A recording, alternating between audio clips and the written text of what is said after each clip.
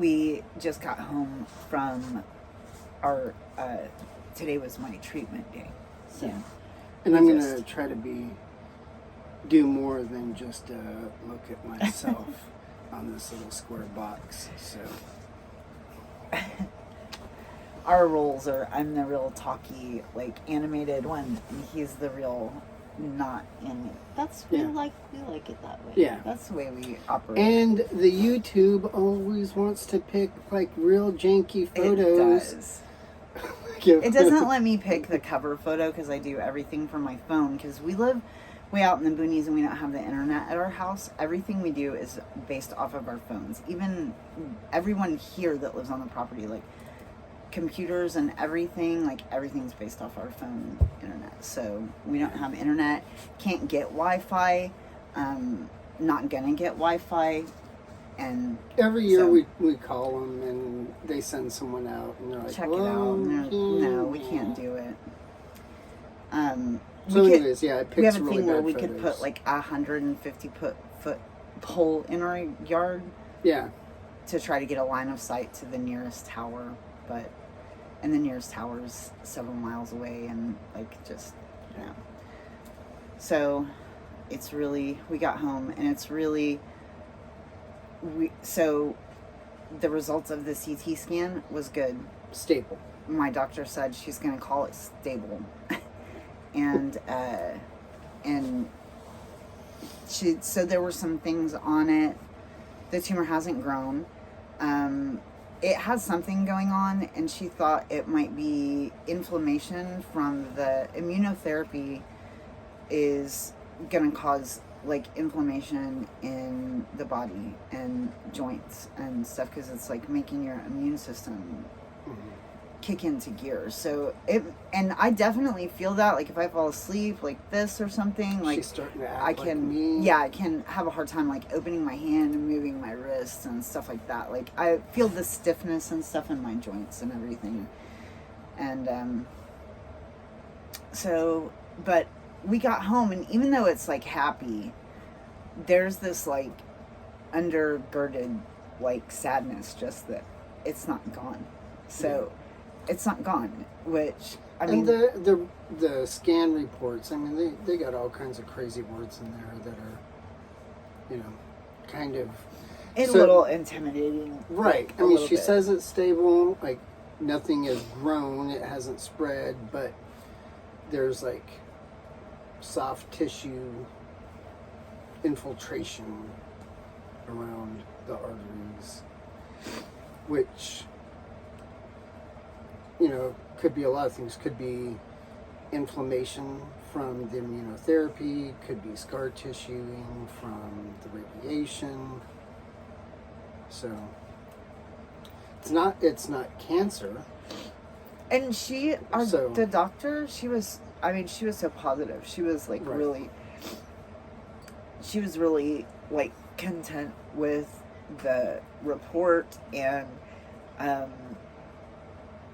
she was explaining to us the genetic markers. They didn't have those in yet, and she was explaining to us why the genetic markers didn't really matter to her very much. She said that that they can vary from, like, she said they can take blood from you and check your genetic markers at 2 different labs, and they're going to get a different result at each one. She was like, so it's just like really unstable information, but it's like a baseline thing that they have to do for the FDA. Yeah. She said that the most objective way to check out the progress is to measure the size of the mass and the shape and see what it's actually doing. Yeah. So, and she was really reassuring in that. She was just like, I care about what I can see, and I don't care about anything else. So she's really like comforting to us in that as far as like how it looks, it's like the same size and it's in the same place, hasn't spread, and it's not bigger, and I get to stay in the study. So and we're 4 that's months really in, positive. So that's also a good positive sign that it's been 4 months and there hasn't been any growth or spread. Mm-hmm.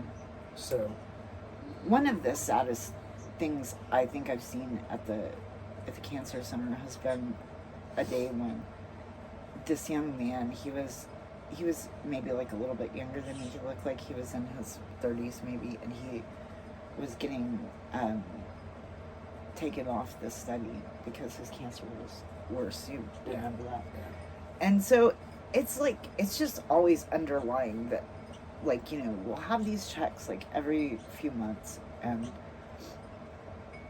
that it's not now, and it may not be next time, Right. and it may not be the time after that, but that at some time in the future it could be that it grows and it metastasizes, and, you know, so it's just like, it's sometimes we just come home with this like weight, like this just like sadness on us, you know.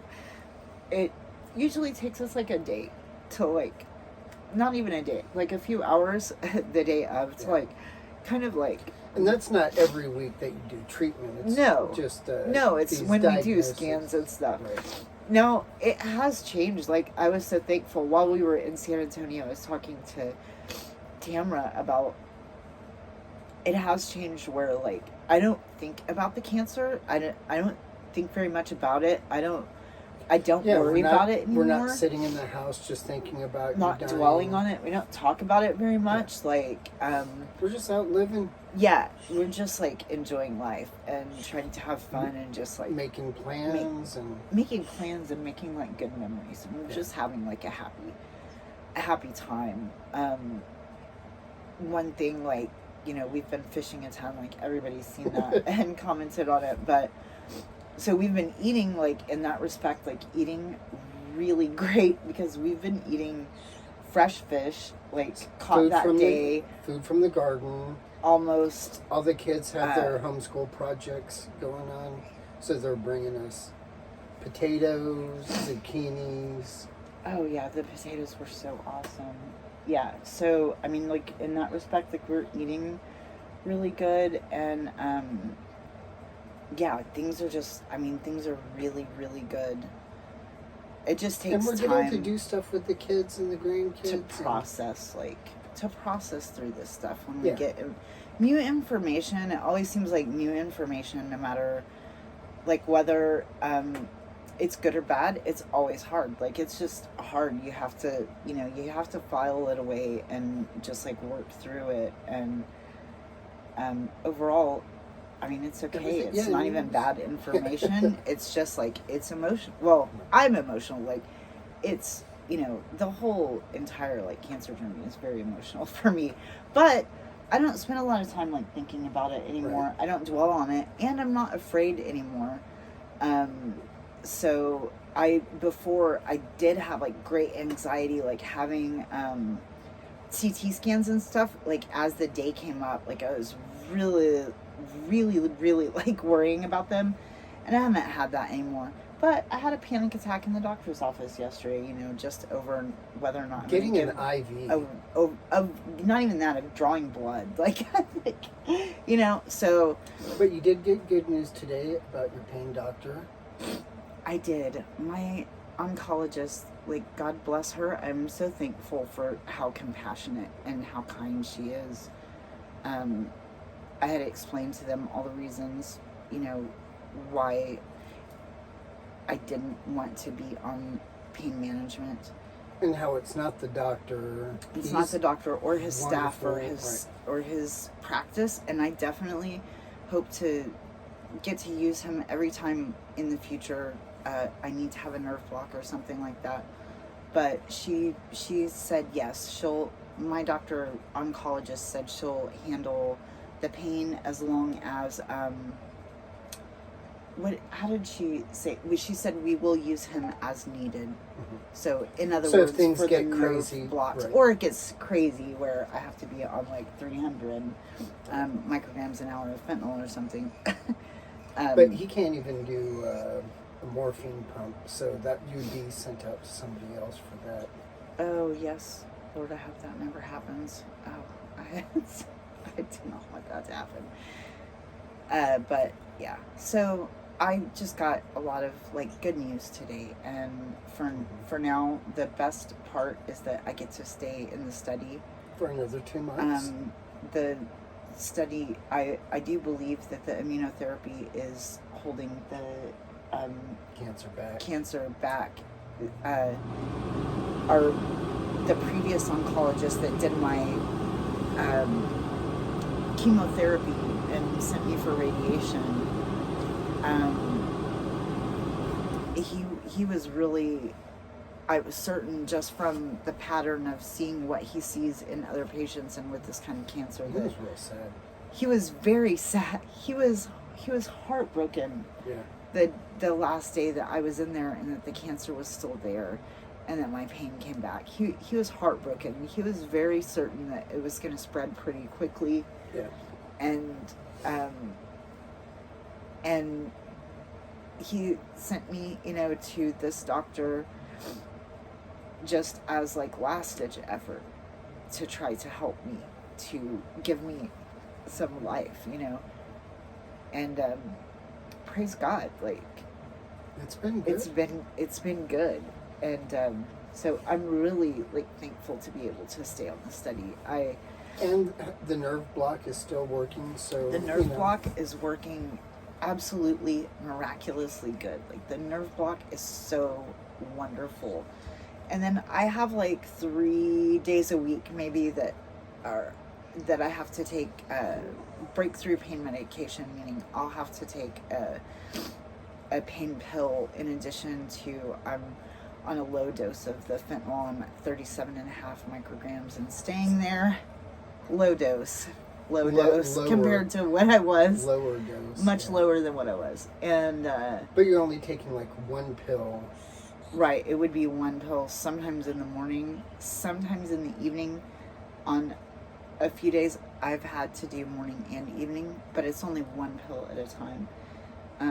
Which is different than taking like 20 of each kind. Yeah, I haven't taken any in like 4 days. Like I said, I have like 2 or 3 days a week that the pain is rough. I haven't had to take any in like 4 days, and then today, sitting still all day in the chair. We've been at the doctor since 9 a.m. and we just got home, and it is 6:27. Yeah, we left at 7:30. So we left 11 hours ago. I have been sitting in a chair for that long, and my body just gets so stiff and hurts so much and becomes so uncomfortable. I was trying to make it home, and I ended up having to take pain medicine like 30 minutes before home. And the other time she has to take it is when she catches a big fish and she fights it. Overexert yourself. Yeah, it does make my arms sore. Yeah. Stuff makes my arms sore. But it's good. Those days that we get out and go fish, that little bit of walking around and standing up, and just like when we go to the river, it's like a little climb. Mm-hmm. It's like nothing dramatic, but it's enough for me to get some exercise. It's very needed. Within your energy level. Right. To get you out doing something, but sometimes you push yourself a little bit too far. But yeah. So, yeah, that's it. I wanted to mostly do a video like while it was raw, like while we were feeling it. We've just been silent about it, and that's kind of how we are. That's our normal MO. We've been silent about it all the way home, and get home, and then like in the safety of being home, it just does something different when we finally talk about, which is usually like, man, I'm kind of sad about like today. And so yeah, that's it. I mean, we're a little bit sad right now, but we're good, and we'll be tomorrow. It'll be not even a thing to think about. So, but today it's just kind of raw. So, and next week is charter fishing, right? A deer dear brother, What's the date? sweet friend, precious friend, brother and sister are taking us Okay, 2 weeks. deep sea fishing. Yep. And we are so excited. I've never done anything like that, and I'm like super excited. And I've also had a bunch of terrible boat experiences in my life that I won't go into. The video's not long enough for that. But so I'm like extra excited about this because I've had some boat things go really wrong, and I don't anticipate that anything's going to go wrong. I just think it's funny because I've seen like a bunch of things go wrong, and I had some bad experiences. So, but that, I mean, there have been times in my life where I boated a lot, so I think it's just to be expected. Or you do something a lot, and then you're gonna run into problems. So, anyway, we're going deep sea fishing. We're excited, and I don't know what we're gonna do with the fish. Like what fish we catch? So we live in a camper, and our freezer is like this big. So, yeah, more than likely, some of the days when we go fishing, we catch a lot of fish. We'll just cook for everybody here, all the grandkids and the kids. So that's probably what we'll do if we catch a bunch of fish. I'm sure it's probably just that we'll just make a big dinner for everybody. So. And you got a little grandbaby assistant fish cleaner. Yes, I do. Very skilled young lady. Very smart. She's very shy. Very skilled, but she's got a huge heart to be able to be self-sustaining and to be able to feed her family. So. And she just wants to spend time with you. Yeah, that excites me a lot for her. It's gonna be good things for her. But yeah, she's a little one. She's learning how to clean fish and get it ready, and she can already cook awesome. So yeah, she's gonna be able to go catch fish and clean them and cook them, no problem. Yep. So that's fun. That's a lot of fun for us, going to catch fish, getting a fish, bringing it home, and cooking it up. Cook it. Yeah, clean it and cook it, and boom, the Lord has provided food for us. It's really exciting. That's a lot of fun. Yeah. So, yeah, but that's it. That's all we got. Yeah.